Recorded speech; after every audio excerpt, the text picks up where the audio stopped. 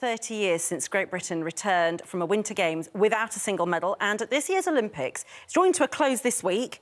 Team GB is still facing the prospect of coming home empty-handed. Well, currently Norway is topping the table with 9 gold medals. Germany and the US are sitting in second and third place. Several nations, including New Zealand, Spain and Poland, have only managed to nab 1 medal each, but Team GB hasn't got one, hasn't nabbed a single medal at all. Yes, but we have still got chances this week. We've got Kirsty Muir, the 17-year-old, on the slopes today. We've got somebody else on Wednesday in the slalom. So we have got some chances. Now, each Olympic medal costs millions in funding. For the 2016 Summer Games, each medal that was won by Team GB cost more than £4 million. And at the 2018 Winter Games, the cost was even higher. It was £5.6 million per medal won. The way we get those figures is by basically dividing up the number of medals into the total cost of sending a team to the Olympics. So that's how you get that. That's how you get that breakdown.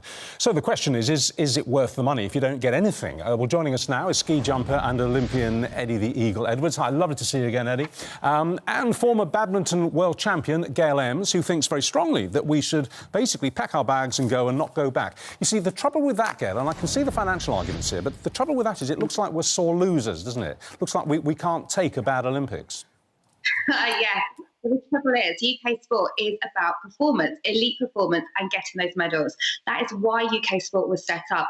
After the disaster of Atlanta '96, it was like, well, we didn't win. I think Steve Redgrave won his 1 gold medal with Matt Pinson. There was nothing else, and we just didn't like that. So if you're going to get medals in elite sport, you have to put that funding in, but with common sense. And this is what my point is.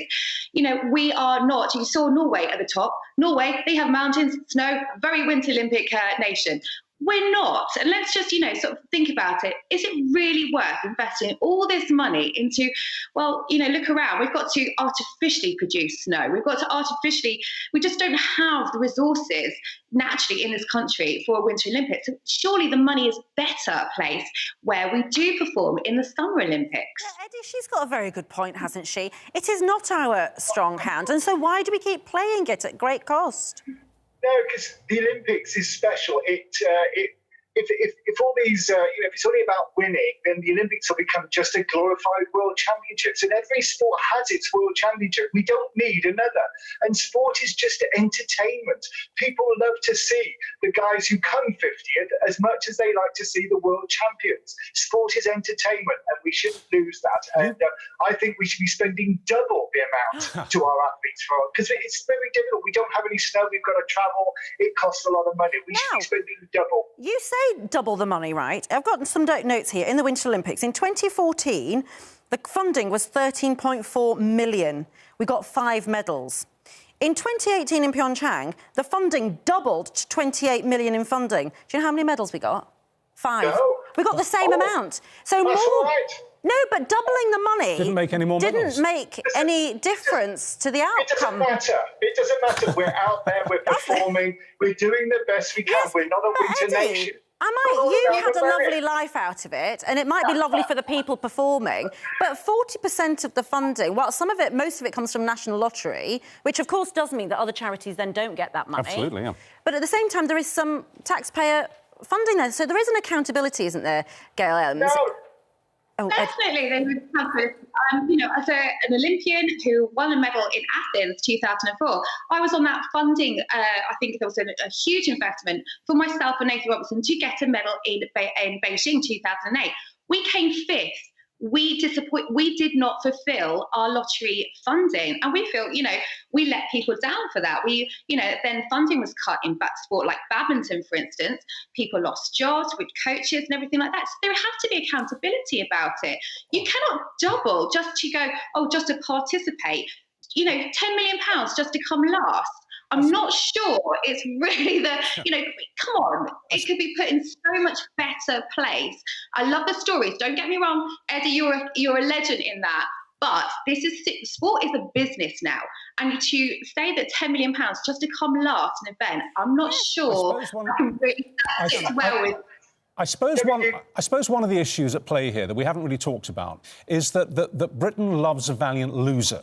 And when we get beaten and when we get defeated in arenas like the Winter Olympics, we don't take it as hard as some other countries do. We don't beat ourselves up about it. I mean, Eddie, you've had half a lifetime or more to reflect on what happened to you at your Winter Olympics.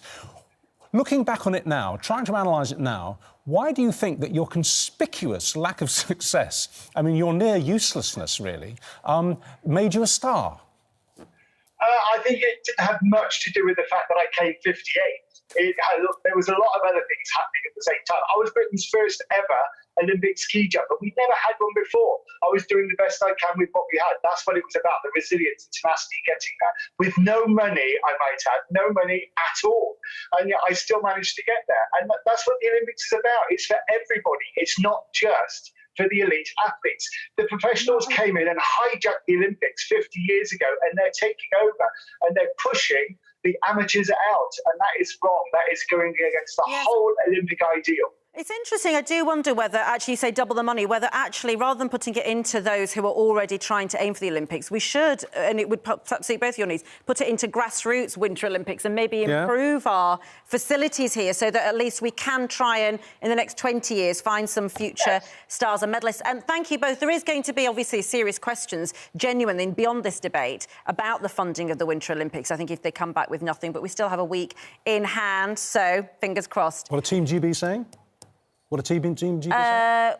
What are they saying? Well, they're saying that they say it's still early days. Oh, yes. And that they didn't win a medal until day 7 of the 2018 Winter Games. And they say that winning any medal, they say, is a huge achievement. Yeah, but we have yet to hit that any, haven't we? But anyway, there's still time. We might bring something. Yes, we might. Thank you both very much indeed. Yeah.